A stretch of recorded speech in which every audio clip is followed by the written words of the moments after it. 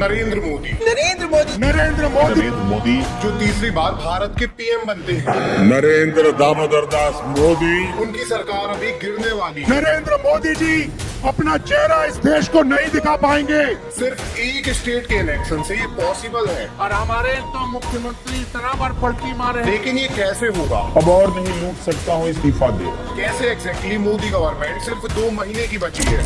आइए आज इस चीज को ब्रीफ में ब्रेक डाउन करते हैं। देखिए, कहानी की शुरुआत 19 अप्रैल 2024 को होती है, जब लोकसभा इलेक्शन की वोटिंग स्टार्ट होती है। ये वोटिंग 7 फेजेस में होनी थी और 1 जून तक सारी वोटिंग हो जानी थी। अभी तक 10 साल से मोदी गवर्नमेंट चल रही थी, तो इन्होंने एक बार फिर से हवा भरी थी कि इस बार ये 400 पार जाने वाले हैं। अब की बार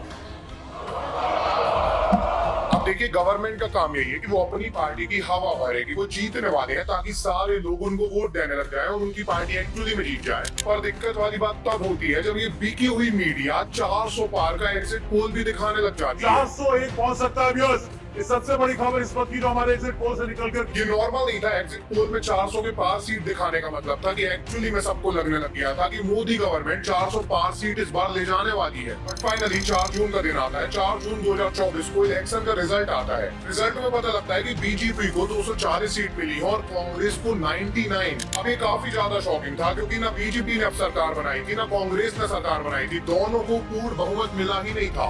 अब इस पॉइंट पर कांग्रेस या बीजेपी में से कोई भी गवर्नमेंट बना सकता था, जिसके साथ छोटी छोटी पार्टीज मिल जाती, वही गवर्नमेंट बना ले जाता।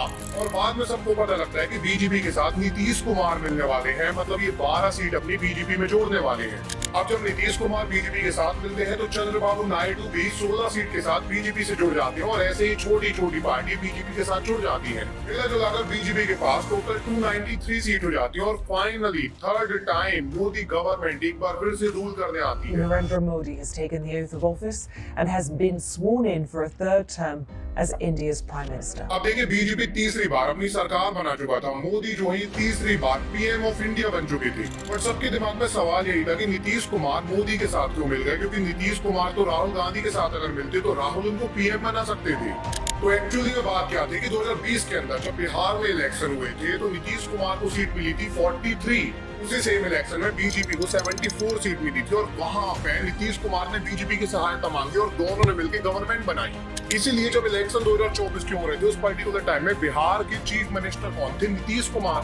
तो नीतीश कुमार जो बिहार में सीएम बने हुए हैं बीजेपी के कारण, तो वो पीएम की कुर्सी में क्यों आना चाहेंगे? वो बीजेपी को क्यों छोड़ेंगे? तो मतलब बिहार के अंदर जो नीतीश कुमार सीएम थे, बीजेपी के अलायंस के कारण थे, इसलिए उन्होंने सेंट्रल में बीजेपी का साथ दे दिया। अब मोदी की गवर्नमेंट तो बन चुकी थी, बीजेपी रूल में तो आ चुका था, लेकिन दिक्कत वाली बात ये थी कि ये गवर्नमेंट बाकी 2 टर्म जैसी नहीं थी। इससे पहले 2 बार जब भी मोदी गवर्नमेंट आई थी, तो बीजेपी को पूरी सीट मिली थी, पूर्ण बहुमत मिला था। ये पहली बार हुआ था जब बीजेपी एक अलायंस बना के आया था, इनकी पूरी सीट नहीं थी, मतलब ये गवर्नमेंट बहुत ज्यादा रिस्क पर थी। और दिक्कत यहीं से स्टार्ट होती है, क्योंकि ये मिली जुली सरकार कभी भी गिर सकती थी और ये गिरने वाली है अगले 2 महीने के अंदर। देखिए, बात क्या है, 2025 में नवंबर के महीने में बिहार के अंदर चुनाव होने हैं। अब ये चुनाव मोदी गवर्नमेंट के लिए इतने ज्यादा इंपॉर्टेंट हो गए हैं कि इतने इंपॉर्टेंट शायद सेंट्रल के भी चुनाव नहीं थे, क्योंकि यहाँ से पूरी सरकार हिल जाएगी। एक्चुअली में यदि आप बिहार के अंदर देखोगे तो विधानसभा में यहाँ 243 सीट्स हैं।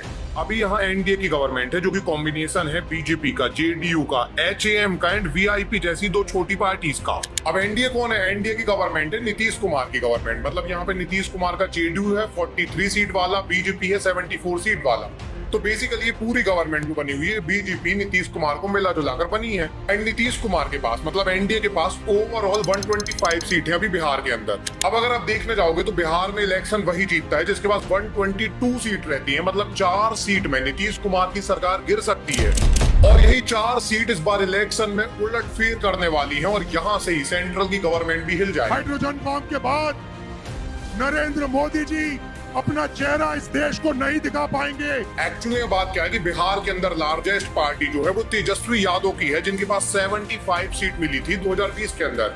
इनको 2015 में भी 80 सीट मिली थी, मतलब ये लगातार सबसे ज्यादा सीट लेके जाते हैं। इनके आसपास भी कोई नहीं रहता। इनके साथ राहुल गांधी की कांग्रेस है, जिनको 19 सीट मिलती है 2020 के अंदर, और ये महागठबंधन बनाते हैं बिहार में और इनके पास टोटल मिला जुलाकर 110 सीट है। अब देखिए, कमाल बात क्या है कि 2015 के अंदर बीजेपी को बिहार में सिर्फ 53 सीट मिली थी। 2015 में ही कांग्रेस को बिहार में 27 सीट मिली थी, मतलब कि कांग्रेस काफी अच्छा कर रही थी बिहार के अंदर। और 2019 में सेंट्रल इलेक्शन जब हुए तो यहाँ पे मोदी गवर्नमेंट को 303 सीट मिलती है सेंट्रल के अंदर, और ये इतनी ज्यादा सीट थी, इतना ज्यादा वो था कि राहुल गांधी उसके बाद डिसअपियर्ड हो जाते हैं, ये चले जाते हैं, ये कांग्रेस की लीडरशिप छोड़ देते हैं। बाद में जब बिहार के इलेक्शन हुए 2020 में, तो सेंट्रल का इम्पैक्ट बिहार में बहुत पड़ा। बिहार में सेंट्रल का इतना ज्यादा इम्पैक्ट पड़ा कि बिहार के अंदर 2020 में मोदी गवर्नमेंट को 53 नहीं बल्कि 74 सीट मिल गई। इसी सेम टाइम में कांग्रेस को 27 नहीं बल्कि 19 सीट मिलती है, मतलब मोदी गवर्नमेंट की 21 सीट बढ़ी और कांग्रेस की यहाँ पे 8 सीट कम हो गई। और कांग्रेस जो है 2019 में सेंट्रल में हो, बिहार के अंदर हो, मतलब ये नॉर्मल स्टेट से लेकर सेंट्रल तक हर जगह कोलैप्स कर चुकी थी। बट यहीं पे पूरा पासा पलट जाता है क्योंकि कांग्रेस ने 2024 में अपना कमबैक किया, एक ऐसा कमबैक किया जहां पे इनको डबल सीट मिलती है 2019 के कंपैरिजन में। 2024 के सेंट्रल इलेक्शन में कांग्रेस को 99 सीट मिल जाती है। अब इन्होंने भारत जोड़ो यात्रा बस की थी और उसके बाद भी इनको 99 सीट मिल गई, और अभी जब बिहार का चुनाव आने वाला है तो इस बार तो वोट चोरी यात्रा ये कर रहे हैं। इस बार तो मुद्दा इतना बड़ा है कि एक्चुअली बिहार में गवर्नमेंट गिर सकती है। मतलब कि 2024 में जैसे सेंट्रल के अंदर कांग्रेस की सीट बढ़ी है, वैसे ही कांग्रेस की सीट अगर बिहार में भी बढ़ जाती है, साथ में बीजेपी की सीट जैसे सेंट्रल में घटी है, वैसे ही बिहार में अगर बीजेपी की सीट घटती है तो इसके बाद ज्यादा सीट, ज्यादा बहुमत किसके पास होने वाला है? ये होने वाला है महागठबंधन के पास, राहुल गांधी तेजस्वी यादव के पास। अब ये चीज आपको मजाक लग रही होगी कि भाई इतना सारा कैसे हो सकता है, ये पॉसिबल ही नहीं है, ये कैसे हो जाएगा? ये एक्चुअली में नीतीश कुमार को सीरियसली लग रहा है, इसलिए उन्होंने महिलाओं के खाते में 10,000 डालने को बोला है बिहार के अंदर। अब आप सोचिए कि नीतीश कुमार इतना ज्यादा डर गए कि उन्होंने बोला कि वो 10,000 रुपए डालने वाले हैं महिलाओं के खाते में। इतना पैसा डालने के बाद एक्चुअली में पूरी गवर्नमेंट गरीब हो जाएगी, इनके पास फंड ही नहीं है इतने ज्यादा। बट इसके बाद भी इतना पैसा क्यों डालने वाले हैं? इसलिए डालने वाले हैं क्योंकि इनको लग रहा है बस चुनाव जीत जाएं, उसके बाद तो नहीं डालेंगे तो भी चलेगा, बस चुनाव जीतना है। बिहार विधानसभा चुनाव से पहले नीतीश कुमार की सरकार ने महिलाओं के लिए बड़ा ऐलान किया। तो नीतीश कुमार को भी लग रहा है कि उनकी सरकार गिर सकती है क्योंकि बीजेपी की सीट तो कम होने वाली है और कांग्रेस की बढ़ने वाली है सीट यहाँ पे, ये तो तय है। बट ये तो बिहार के इलेक्शन की बात है, बिहार में इससे चेंजेस होंगे, नीतीश कुमार की सरकार गिर जाएगी, सेंट्रल में इससे क्या इम्पैक्ट पड़ेगा? तो देखिए बिहार के चुनाव से सेंट्रल की पूरी गवर्नमेंट गिर सकती है क्योंकि ये पूरी गवर्नमेंट कनेक्टेड है बिहार से ही। एक्चुअली बात क्या है कि नरेंद्र मोदी के पास अभी 293 सीट्स है और इनकी गवर्नमेंट अभी सेंट्रल में है। अब अगर बिहार में महागठबंधन की सरकार जीत जाती है, मतलब नीतीश कुमार हार जाते हैं, तो नीतीश कुमार इसके बाद कांग्रेस से आके, महागठबंधन से आके मिल जाएंगे। ये राहुल गांधी को बोलेंगे कि एक बार फिर से मुझे आप सीएम बना दो बिहार का, मैं आपके साथ मिल जा रहा हूँ, और राहुल गांधी ऐसा कर भी देंगे। राहुल गांधी नीतीश कुमार को बिना किसी सवाल जवाब के सीएम बना देंगे एक बार फिर से बिहार का। अब अगर ये इनको बिहार का सीएम बना देंगे तो इनसे बोलेंगे कि हमने आपको सीएम बनाया है, आप सेंट्रल की 12 सीट हमको दे दो। वेल, नीतीश कुमार काफी आसानी से अपनी 12 सीट मोदी गवर्नमेंट से खींच के कांग्रेस गवर्नमेंट को सौंप देंगे। बट यहाँ पे एक बात है कि अगर यहाँ पे नीतीश कुमार अगेन सीएम बन जाएंगे तो तेजस्वी यादव राहुल गांधी के साथ क्यों रहेंगे? जब तेजस्वी यादव के पास सबसे ज्यादा सीट है तो राहुल गांधी के पास रहेंगे ही क्यों जब उनको सीएम नहीं बनाया जा रहा है? देखिए बात क्या है कि महागठबंधन को तेजस्वी यादव नहीं छोड़ेंगे क्योंकि उनको भी पता है कि सेंट्रल की गवर्नमेंट वहां पलट सकती है, और अगर सेंट्रल की गवर्नमेंट पलटेगी तो वैसे भी राहुल गांधी तेजस्वी यादव को होम मिनिस्ट्री भी ऑफर कर सकते हैं और डिप्टी सीएम भी बना सकते हैं। तो इसका मतलब है कि बिहार के अंदर अगर महागठबंधन जीतेगा तो नीतीश कुमार महागठबंधन से मिलकर सीएम बिहार बन जाएंगे एक बार फिर से, और ये अपनी सेंट्रल की 12 सीटें खींच लेंगे। वेल, नीतीश कुमार अगर अपनी 12 सीट ले लेते हैं तो मोदी गवर्नमेंट के पास सीट बचती है 281 सीट में भी इनकी गवर्नमेंट बने रह सकती है, लेकिन यहाँ पे ही पूरा गेम हो जाता है। एक्चुअली में बात क्या है कि चंद्रबाबू नायडू के पास 16 सीट है, और यहाँ पे अगर राहुल गांधी चंद्रबाबू नायडू को कहते हैं कि हम आपको पीएम ऑफ इंडिया बना देंगे, तो चंद्रबाबू नायडू दौड़ के आएंगे, मोदी गवर्नमेंट को छोड़ देंगे और ये मिल जाएंगे राहुल गांधी के साथ। अगर ऐसा होता है तो मोदी गवर्नमेंट के पास 265 सीट बचेंगी और अब मोदी गवर्नमेंट गिर चुकी होगी सेंट्रल के अंदर। कमाल बात तो है कि मोदी गवर्नमेंट अगर सेंट्रल में गिर जाती है ना तो एकनाथ शिंदे भी उनका साथ छोड़ देंगे और कांग्रेस में आ जाएंगे। इसका रीजन काफी ज्यादा है क्योंकि एकनाथ शिंदे को मोदी गवर्नमेंट ने सीएम नहीं बनाया है महाराष्ट्र का। एकनाथ शिंदे के पास 7 सीटें हैं, इसके बाद भी ये महाराष्ट्र में डेप्यूटी सीएम बने हुए हैं। अब अगर ये कांग्रेस में आएंगे तो कांग्रेस इनको महाराष्ट्र का सीएम पद दे देगा। तो बिहार के इलेक्शन अगर महागठबंधन जीतेगा तो बीजेपी के पास टोटल सेंट्रल में जो सीट है वो बचेंगे 258। और हमारे तो मुख्यमंत्री इतना बार पलटी मारे हैं कि उनका दिमागे चकड़ी आ गया। और यहाँ पे इंडिया अलायंस के पास ज्यादा सीट हो जाएंगी, उनकी गवर्नमेंट आ जाएगी, कांग्रेस आ जाएगी रूल में। हालांकि पीएम ऑफ इंडिया इसके बाद भी चंद्रबाबू नायडू बनाए जाएंगे, क्योंकि चंद्रबाबू नायडू को ये जब ऑफर करेंगे तभी तो वो छोड़ के यहाँ आएंगे। अब देखिए, हो सकता है कि आपको ये सब स्पेकुलेशन लग रहा है कि ये सब मैं क्या बोल रहा हूँ, ये थोड़ी हो सकता है, ये सब मैं ड्रीम कर रहा हूँ, बट एक्चुअली में ऐसा हो चुका है। इंडिया के इतिहास में 1977 के टाइम ऐसा ही कुछ हुआ था। देखिए, बात है 1975 की। 1975 के समय इमरजेंसी डिक्लेयर कर देती है इंदिरा गांधी। अब इंदिरा गांधी ने जैसे ही इमरजेंसी डिक्लेयर की, सारा देश इंदिरा गांधी से चिढ़ जाता है, और इतना चिढ़ता है कि अगले इलेक्शन में इनको हराने के लिए ये सब साथ आ जाते हैं। सामने पूरी पार्टी एकजुट हो जाती है, पूरी इंडिया एकजुट हो जाती है कि इंदिरा गांधी को वोट नहीं डालना है। और 1977 का जब इलेक्शन होता है तो यहाँ पे इंदिरा गांधी को, कांग्रेस को जो सीट मिलती है वो 154 बस मिलती है। मतलब यहाँ पे दूसरी पार्टी जीतती है, सामने वाली जो पार्टी कॉम्बिनेशन बना के आई थी। लेकिन ये पार्टी थी कौन सी? एक्चुअली में यहाँ पे एक पार्टी थी जिसका नाम था भारतीय जनसंघ, जो आज के टाइम में बीजेपी बन चुकी है। इनके साथ कुछ स्मॉल पार्टीज भी मिली हुई थी, और एक और पार्टी इनके साथ मिली थी जिनका नाम था भारतीय लोक दल। भारतीय लोक दल के पास 60 सीटें थी सेंट्रल के अंदर, बाकी बीजेपी के पास थी, और बाकी और छोटी छोटी स्मॉल पार्टीज के पास।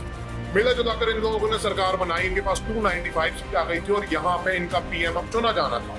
अब देखिए, सबसे ज्यादा सीट जो है उस समय भी बीजेपी के पास थी, मतलब कि उस समय बीजेपी का नाम भारतीय जनसंघ था, और इनके पास सबसे ज्यादा सीट थी सेंट्रल में। तो फाइनली 24 मार्च 1977 को बीजेपी का ही पीएम बनाया जाता है, और मोरारजी देसाई बनते हैं पहले बीजेपी के प्राइम मिनिस्टर। ये संगठन चुनाव के बाद जल्दी हम बना देंगे। सब कुछ सही हो रहा था, अलायंस जीत चुकी थी, बीजेपी की सरकार बन गई थी, जिनके पास ज्यादा सीट थी उनका पीएम भी बन गया था। बट इस सरकार में कोलिजन स्टार्ट होता है जब 1979 में सामने वाली पार्टी, मतलब इनके साथ जो लोक दल पार्टी थी, भारतीय लोक दल पार्टी, इनके लीडर कहते हैं बीजेपी से कि हमें और पद चाहिए और मिनिस्ट्री चाहिए जो बीजेपी इनको नहीं देती है। और जब बीजेपी इनको मिनिस्ट्री वगैरह नहीं देती है तो 29 जुलाई 1979 को, मतलब 2 साल बाद, भारतीय लोक दल के जो लीडर थे जिनका नाम था चौधरी चरण सिंह, ये अपनी पार्टी को छोड़ते हैं, बीजेपी को छोड़ते हैं और कांग्रेस से मिल जाते हैं। अब ये कांग्रेस में तो आ गए थे, लेकिन कांग्रेस के पास 154 सीट थी, इनके पास 60 सीट थी। इसका मतलब साफ था कि कांग्रेस की गवर्नमेंट के पास 200 से ज्यादा सीट थी, लेकिन इनकी गवर्नमेंट अभी नहीं बन रही थी। कमाल बात तो ये थी कि बीजेपी की गवर्नमेंट भी नहीं बन रही थी, क्योंकि बीजेपी के पास भी 272 सीट थी ही नहीं। मतलब इस टाइम में किसी की गवर्नमेंट ही फॉर्म नहीं हो पा रही थी। और इस टाइम में कांग्रेस ने अपने पास आ फेंके पूरी छोटी छोटी पार्टी को इन्होंने अपने साथ जोड़ लिया। कांग्रेस की सीट जैसे ही 272 पार करी, कांग्रेस की एक बार फिर से गवर्नमेंट बन गई 2 साल बाद। बस कमाल बात तो ये थी कि कांग्रेस के पास 154 सीट थी, इसके बाद भी इंदिरा गांधी पीएम नहीं बनती, जबकि सबको लगता है कि Indira Gandhi PM of India बनेंगे एक बार फिर से। बट यहाँ पे इंदिरा गांधी पीएम नहीं बनती, यहाँ पे पीएम बनाया जाता है चौधरी चरण सिंह को। एक्चुअली में चौधरी चरण सिंह बीजेपी को छोड़ के इसलिए कांग्रेस में आए थे क्योंकि कांग्रेस इनसे लगातार कह रहा था कि हम आपको पीएम बना देंगे, आप हमारी पार्टी में आ जाओ। साथ में चरण सिंह ने जब बीजेपी से मिनिस्ट्री मांगी तो उन्होंने मना कर दिया, तो ये फटाक से कांग्रेस में जाके मिल गए। और भारत के इतिहास में ऐसा पहली बार होता है जब लोकसभा के अंदर 543 सीट्स होने के बाद भी देश में एक ऐसा पीएम बनता है जिसके पास 60 सीट बस थी। मतलब ये क्या हो चुका था। आज राहुल गांधी भी शायद यही ट्राई करना चाहते हैं कि कांग्रेस के पास भले ही 99 सीट है, बट अगर इनके साथ नीतीश कुमार और चंद्रबाबू नायडू आते हैं तो ये चंद्रबाबू नायडू को भी पीएम बना सकते हैं, बस इनको बीजेपी की गवर्नमेंट गिरानी है। आपको क्या लगता है कि 1979 जैसे एक बार फिर से नवंबर के महीने में 2025 में बीजेपी की गवर्नमेंट गिर जाएगी और कांग्रेस आ जाएगी? कमेंट सेक्शन में जरूर से बताइएगा। अगर आपको ये वीडियो पसंद आई है तो अगली वीडियो का सजेशन दीजिए, मुझे किस टॉपिक में बनानी चाहिए।